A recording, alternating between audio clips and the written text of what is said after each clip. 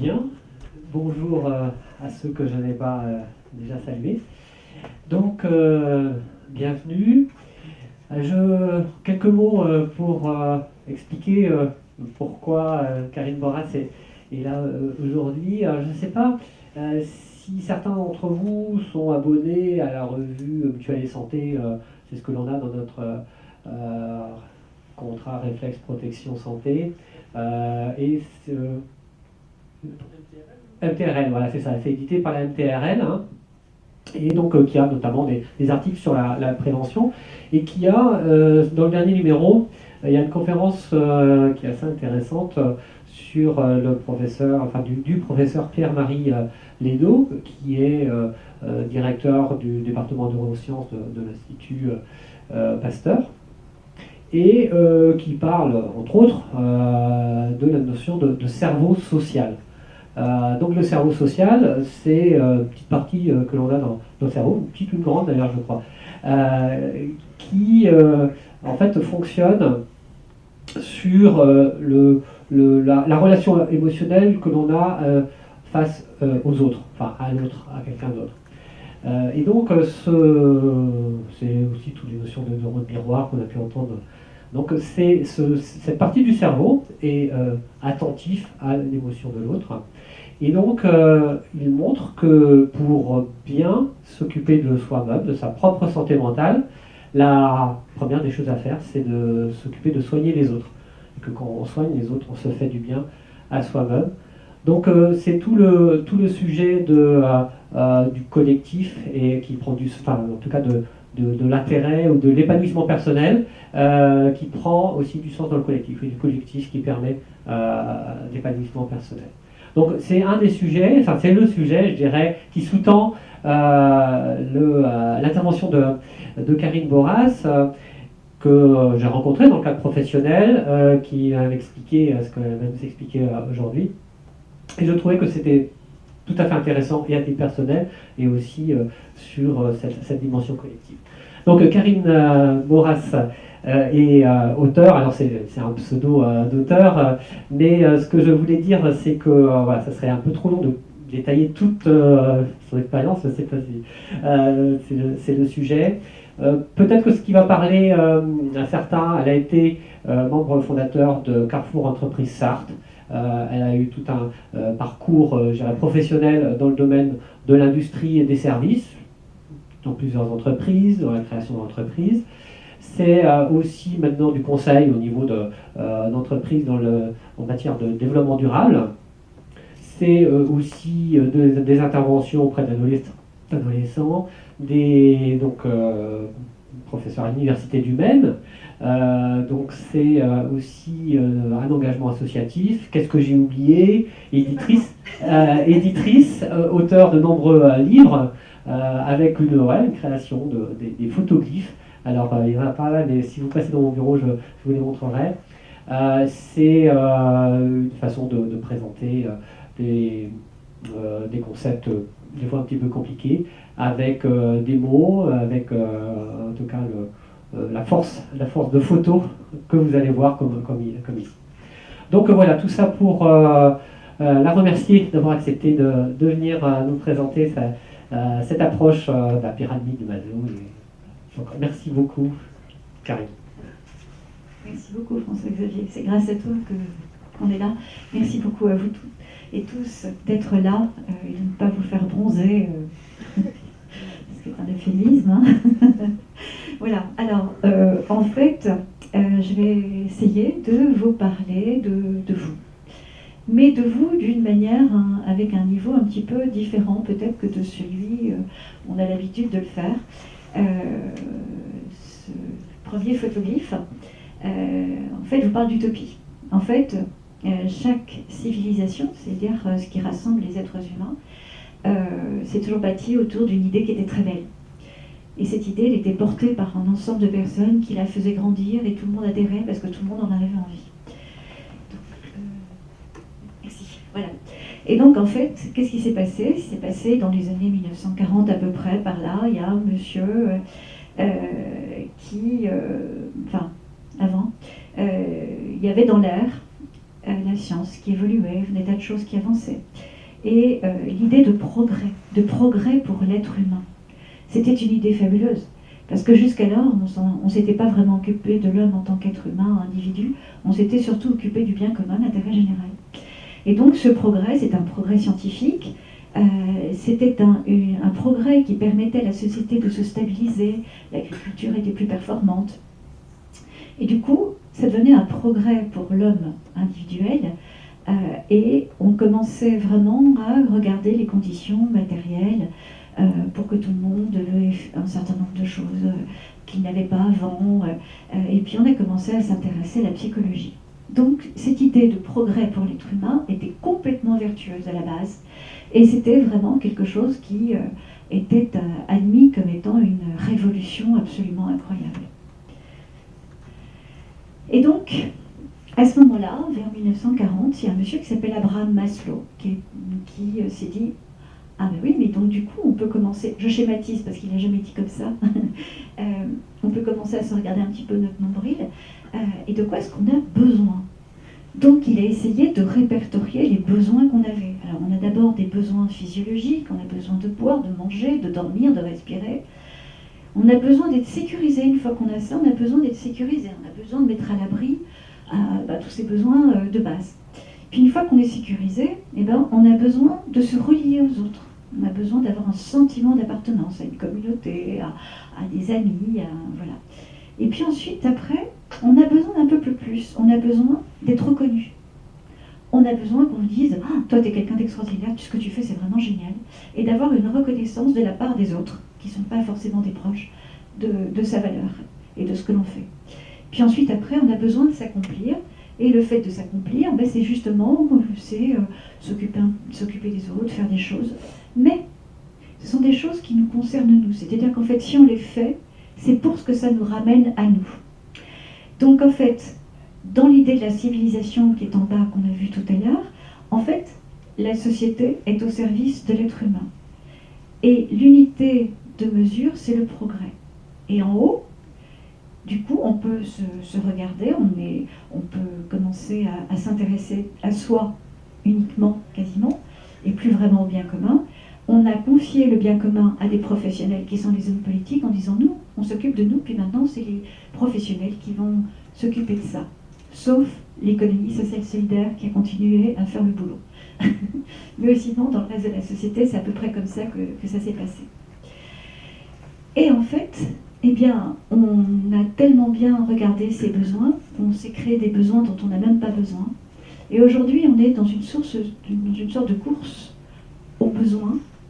Ce que j'ai déjà acheté, ça ne me suffit pas parce que je sais que derrière encore un truc que j'ai pas. En gros, je schématise bien évidemment. Et du coup, on est devenu totalement individualiste, enfin pas totalement, mais beaucoup. On a cette culture de la matérialité. Et ce qui se passe aujourd'hui, c'est que cette idée de progrès, je vous disais tout à l'heure que toute utopie porte en elle-même les germes de quelque chose qui n'est pas forcément agréable et pas forcément positif. L'idée de progrès, avec le temps, est devenue le pouvoir de la science sans conscience. Une science qui ne s'occupe pas des conséquences de ses actes. Le pouvoir d'une oligarchie. Aujourd'hui, je crois qu'il y a 62 personnes au monde qui possèdent autant que la moitié de la population mondiale. Pouvoir de la financiarisation extrême. Aujourd'hui, le capitalisme, qui à l'origine est fait pour servir l'homme, est un capitalisme qui est pour beaucoup complètement financiarisé, sauf dans le SS et la responsabilité sociétale des entreprises, et qui a donné une sorte de pouvoir par une forme de pensée unique. Du coup, qu'est-ce qu'on a fait? On a pillé la société civile, on a pillé le bien commun, on a pillé les trésors que nous avions, et on est sur la notion de pouvoir. Et ça, c'est complètement destructeur.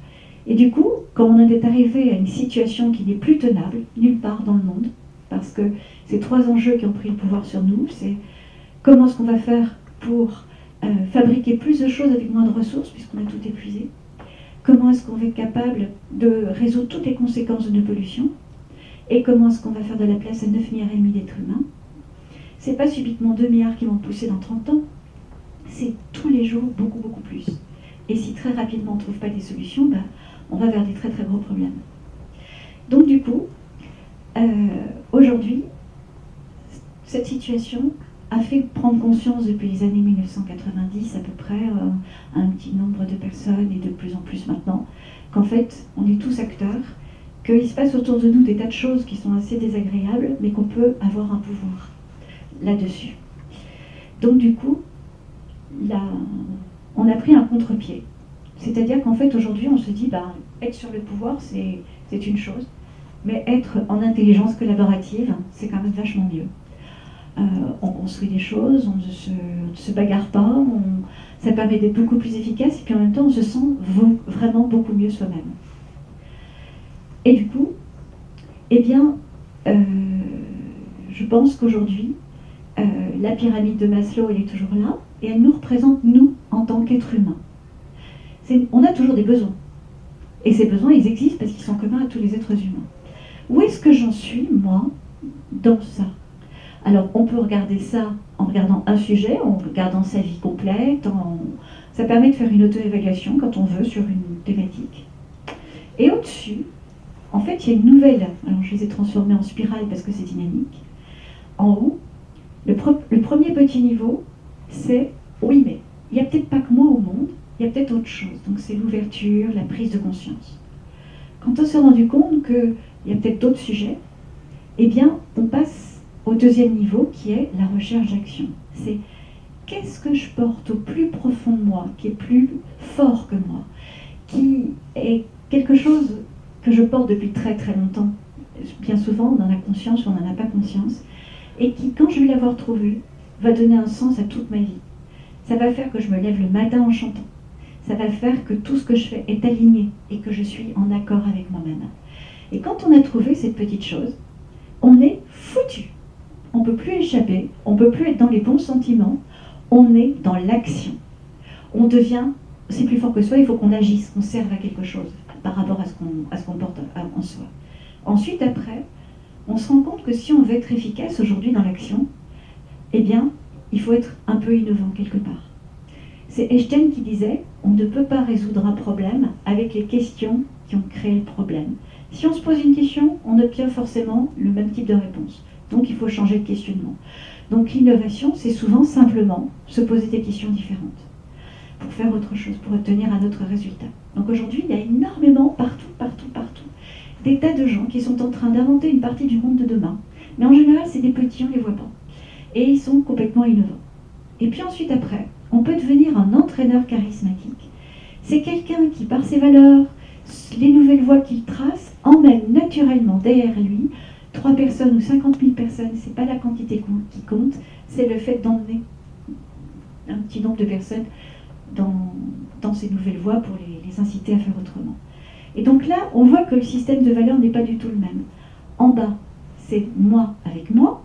En haut, c'est moi qui est une utilité par rapport, qui est une utilité, santé, c'est mieux, qui est une utilité par rapport à un intérêt général. Ce que j'ai trouvé dans la recherche d'action.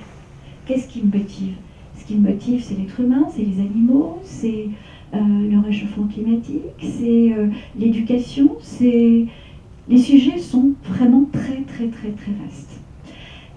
Et en fait, on peut très bien, au niveau de la pyramide du bas, avoir simplement au premier niveau et arriver à satisfaire plus ou moins bien ses besoins physiologiques, mais on peut très bien être un entraîneur charismatique. Il n'y a pas de niveau obligatoire dans la montée.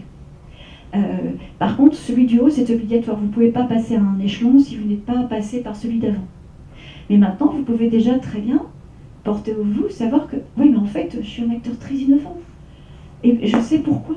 Parce que je sais ce que je porte au fond de moi. Donc, en bas, on est dans l'individualisme. En haut, on est dans l'intérêt général, dans l'intelligence collaborative. Et c'est là où on trouve, en général, un sens à ses actions. Alors, vous pouvez avoir quelques verbes qui peuvent vous aider, si vous ne l'avez pas déjà trouvé, ce que vous pouvez porter en vous. En général, il suffit de retrouver, c'est la solution la plus facile, de retourner à ses rêves d'enfant ou d'adolescent. Quand on est enfant, quand on est adolescent, on sait ce qu'on porte au fond. Si on veut être pompier, c'est peut-être parce qu'on a envie d'aider les autres, tout simplement. Donc, il y a des verbes comme donner, qui peuvent peut-être, qu'est-ce que vous avez envie de donner? Vous avez peut-être envie de transmettre, vous possédez des choses en vous, des richesses, vous avez envie de les transmettre à quelqu'un d'autre ou à d'autres types de personnes. S'ouvrir, quand on s'ouvre, on voit des choses qu'on ne verrait pas autrement. Vous pouvez aussi avoir envie de collaborer. Vous pouvez avoir envie de, ensemble, faire des choses. Vous pouvez avoir envie de rayonner. Vous savez que vous portez des choses en vous et que quand vous les laissez sortir, ben ça fait du bien autour de vous. Ou des idées, ou des valeurs. Puis c'est aussi, surtout, respecter. Qu'est-ce que j'ai envie de respecter le plus au monde? Est-ce que j'ai envie de respecter les êtres humains? Est-ce que j'ai envie de respecter la nature? Est-ce que j'ai envie de... Je ne sais pas, c'est à vous d'apporter les réponses qui se trouvent derrière. Et puis surtout transcender. Aujourd'hui, vous connaissez tous certainement cette image du monsieur qui est en train... Enfin, il y a deux ouvriers au pied d'un mur. Le premier est en train de casser ses pierres et on lui dit « Qu'est-ce que tu fais ?» Ben moi je casse des pierres pour faire un mur.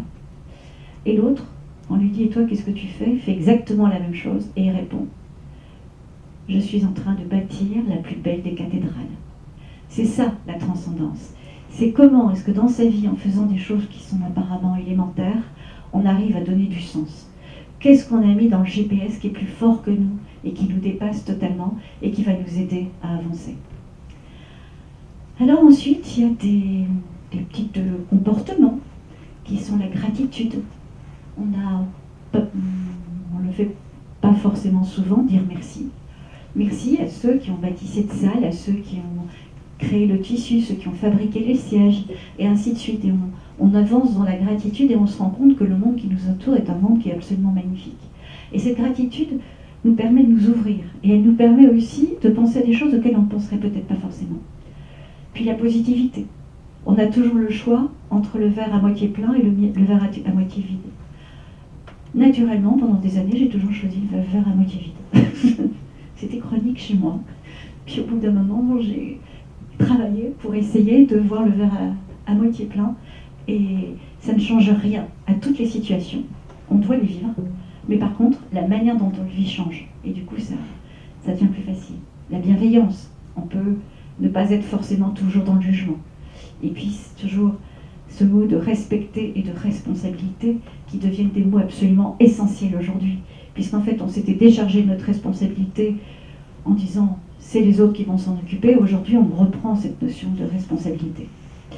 Et puis, vous voulez le faire auprès de qui? Autour de vous, à des êtres humains, à l'environnement. Et puis, il y a des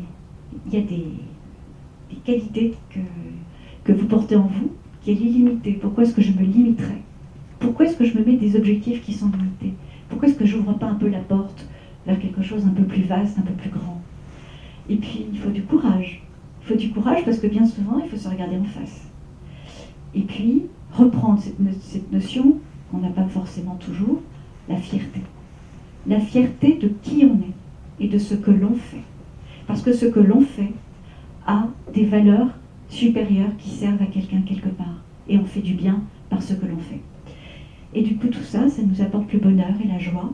La joie, c'est pas forcément être heureux, c'est avoir une joie intérieure qui fait qu'on arrive à vivre tout ça dans l'instant présent avec beaucoup avec facilité. Et donc avec tout ça, eh ben, on arrive à vivre selon ses valeurs. C'est quoi mes valeurs à moi? Les valeurs du voisin, c'est bien, mais c'est pas les miennes. C'est quoi les miennes? Et quand vous vous posez ces questions, et quand vous allez trouver vos verbes, vos adjectifs à vous, et que vous allez pouvoir les poser sur un cahier, si vous n'avez déjà pas trouvé ce que vous portez en vous, ben vous finirez par le trouver. Et là, vous êtes foutu. Vous serez dans l'action. Et vous me maudirez. Alors, en fait, je me suis interrogée en me disant si nos besoins datait du XXe siècle et nos envies, puisque la nouvelle pyramide au-dessus, c'est des envies, ça correspond à une nouvelle manière de voir les choses. En fait, par rapport à cette civilisation qui est devenue destructrice, on a tous ensemble, dans nos têtes, en ayant conscience, pas conscience d'ailleurs, créé des nouvelles envies d'une nouvelle civilisation. Et je pense que, je fais de mal à personne avec ça, je me suis dit quelles pourraient être les 5 valeurs de cette nouvelle civilisation. Je pense que c'est une civilisation qui est basée sur la notion de responsabilité. Je suis responsable de mes actes, des conséquences de mes actes et des conséquences de mes actes. C'est exactement ce que tu fais avec la RSE. C'est ça. Comment ? Oui, c'est bien les questions posées. Voilà. Et puis, la deuxième valeur, c'est des liens plus que des biens. En fait, aujourd'hui, on accumule les biens, mais on se rend compte que ce sont les liens qui sont plus importants. Alors, quel type de lien j'ai envie d'avoir et quels sont les biens après lesquels je cours, mais qui en fait, est-ce que c'est ça qui va me rendre vraiment heureux ? Est-ce que, parce qu'on a balancé la notion de bonheur sur les biens, les possessions matérielles, est-ce que c'est vraiment ça qui rend heureux ? Et est-ce que si je consommais un peu moins, est-ce que je serais moins heureux ? Ou est-ce que je serais plus heureux ? Il y a aujourd'hui un courant où les gens commencent à se débarrasser de plein de choses qui sont chez eux parce qu'ils disent en fait j'ai pas besoin de tout ça. J'ai besoin de choses beaucoup plus essentielles. Bon, c'est un courant, hein. Pas obligé de tout balancer par la fenêtre. Ensuite, on a besoin d'équilibre et d'équité. Ce n'est pas de l'égalité. L'égalité, c'est tout le monde est mis au même pied. L'équilibre et l'équité c'est la justesse. C'est-à-dire qu'il faut que chacun, c'est par exemple le commerce équitable, c'est le producteur est bien payé, le consommateur paye le juste prix et l'intermédiaire prend le juste prix. Chacun paye d'une manière équilibrée dans la chaîne. Il n'y en a pas un qui est exploité, qui est le producteur, il n'y en a pas un qui paye, qui est le consommateur, et entre les deux, le distributeur qui se goinfre. Voilà. Donc, équilibre et équité pour construire une civilisation plus juste.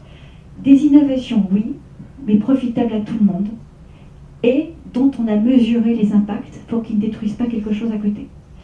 Et puis ensuite, un partage de conscience, parce que tout ça, ça s'adresse à notre conscience. La responsabilité, c'est une affaire de conscience et éventuellement de spiritualité pour ceux qui sont un petit peu qui peuvent être allés à ce niveau-là.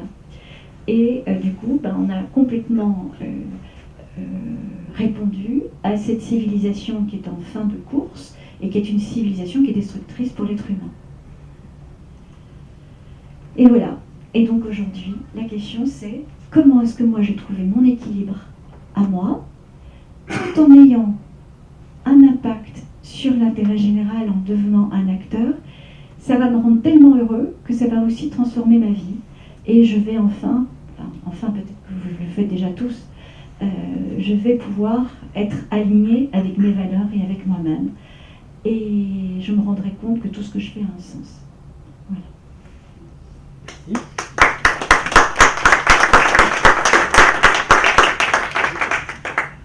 Est-ce que vous souhaitez poser une question à Karine Boras sur, sur son intervention parce que moi j'avais une question, parce qu'à un moment donné tu évoques les innovants. Est-ce que tu as rencontré, tu peux donner quelques exemples de personnes qui sont porteurs de ça, de ces...